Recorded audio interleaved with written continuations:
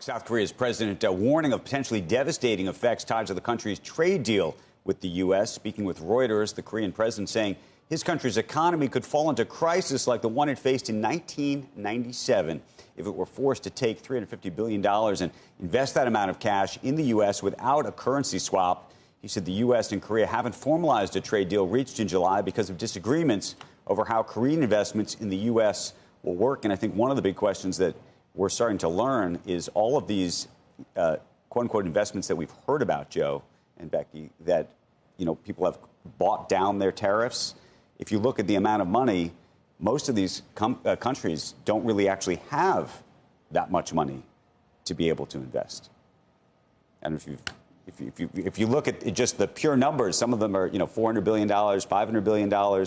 If you were to actually do that, these countries don't have that money to invest in the United States. So it's always been, I think, a perplexing question, and we haven't really probably asked the question enough of how realistic those We can lend them the money and they can invest it here. I'm just suggesting, and by the way, a lot of these deals you still are going to have to get, you know, the local politicians to agree to, and a lot of them are saying, you know, we're not doing that. So it's going to be pretty interesting to see what happens over time. Tariff money good? Money good? Well, tariff money is different.